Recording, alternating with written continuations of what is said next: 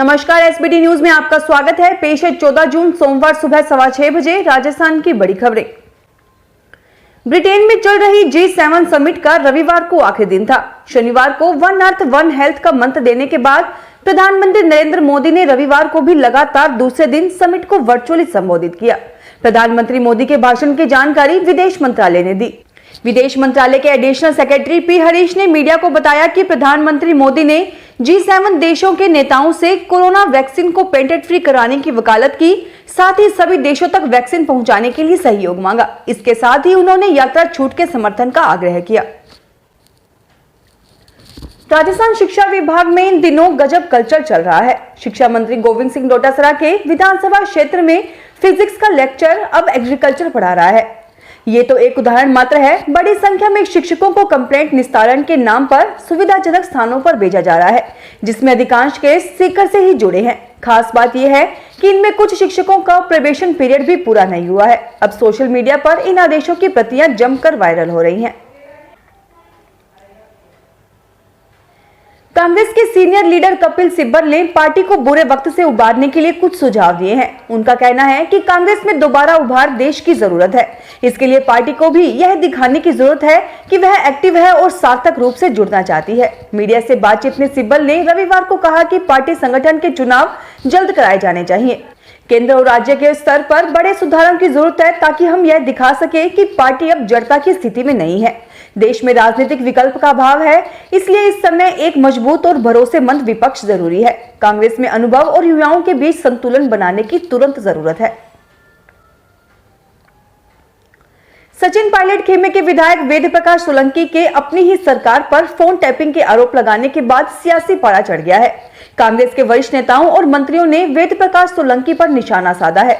परिवहन मंत्री प्रताप सिंह खाचरियावास और सरकारी मुख्य सचेतक महेश जोशी ने फोन टैपिंग के आरोपों को पूरी तरह गलत बताते हुए वेद प्रकाश सोलंकी पर सवाल खड़े किए हैं। परिवहन मंत्री प्रताप सिंह खाचरियावास ने कहा कि राजस्थान सरकार किसी का भी फोन टैप नहीं करती है। केंद्रीय जल शक्ति मंत्री गजेंद्र सिंह शेखावत रविवार को जोधपुर में रहे। उन्होंने कहा कि राजस्थान की वर्तमान कांग्रेस सरकार अवैध तरीके से जनप्रतिनिधियों के टेलीफोन टैप करती है, इसे अपने राजनीतिक हथियार के रूप में इस्तेमाल करती है, ऐसा अनेक बार आरोप लगा है। जोधपुर प्रवास के दौरान रविवार को अनौपचारिक बातचीत में केंद्रीय मंत्री गजेंद्र सिंह शेखावत ने कहा कि पिछले वर्ष जब फोन टैपिंग प्रकरण मामला सामने आया था, तब मुख्यमंत्री अशोक गहलोत ने विधानसभा में और मीडिया के सामने कहा था कि राजस्थान में यह परंपरा नहीं है, लेकिन बाद में विधानसभा में उन्हीं के मंत्री शांति धारीवाल ने कहा कि हमने लीगल तरीके से टेलीफोन टैप किए हैं। शेखावत ने कहा कि मेरी जानकारी में आया है कि कांग्रेस पार्टी के ही कुछ विधायकों ने मुख्यमंत्री से इस बात की शिकायत की है कि उनके टेलीफोन टैप किए जा रहे हैं। जयपुर शहर में साइबर ठगी कर लाखों रुपए हड़पने के 3 मामले सामने आए हैं। इनमें ठगी के शिकार पीड़ित अब पुलिस की मदद ले रहे हैं। जानकारी के मुताबिक ठगी का पहला मामला मालपुरा गेट इलाके में सामने आया है। इस संबंध में अंबेडकर नगर निवासी शैलेश ने शनिवार को मालपुरा गेट थाने में एक रिपोर्ट दर्ज करवाई है। केंद्र सरकार जल्द ही जम्मू कश्मीर के राजनीतिक दलों से बातचीत की शुरुआत कर सकती है। ये बातचीत जम्मू कश्मीर को राज्य का दर्जा देने और यहां पर चुनावी प्रक्रिया को शुरू करने के लिए होगी। हालांकि अभी तक इस संबंध में कोई आधिकारिक न्योता भी नहीं भेजा गया है। सूत्रों के हवाले से रिपोर्ट में कहा गया है कि पीडीपी और नेशनल कॉन्फ्रेंस समेत 7 दलों के संगठन गुपकार ने भी इस बातचीत में शामिल होने के लिए हामी भर दी है। नेशनल कॉन्फ्रेंस ने भी कहा है कि वो परिसीमन से जुड़ी बातचीत में शामिल होगा। स्वामी केशवानंद राजस्थान कृषि विश्वविद्यालय इस बार खजूर के फलों की खुली नीलामी करेगा। विश्वविद्यालय में भारतीय कृषि अनुसंधान संस्थान के अखिल भारतीय शुष्क फल अनुसंधान परियोजना के तहत 40 सालों से खजूर उगाया जा रहा है। साथ ही विश्वविद्यालय के फार्म पर देश विदेश की 35 किस्मों के अनुसंधान पर काम चल रहा है। अनुसंधान फार्म के प्रभारी डॉक्टर AR नकवी ने बताया कि खजूर प्राचीनतम फल वृक्षों में से एक महत्वपूर्ण फल वृक्ष है।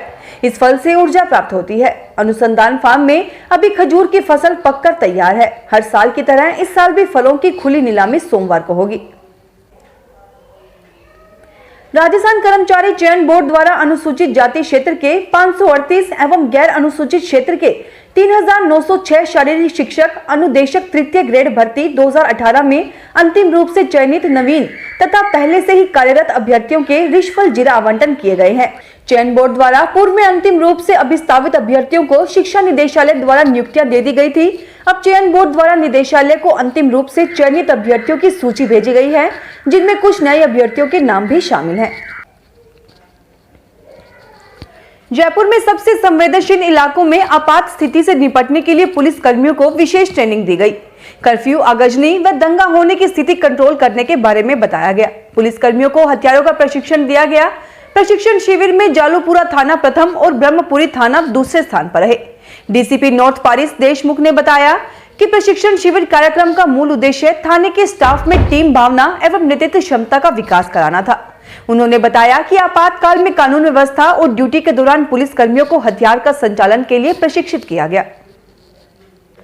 फिलहाल इस बुलेटिन में इतना ही, फिर हाजिर होंगे और बड़ी खबरों के साथ। एसबीटी न्यूज की वीडियो देखने के लिए हमारे चैनल को सब्सक्राइब करें और नोटिफिकेशन पाने के लिए बेल आइकन को प्रेस करें।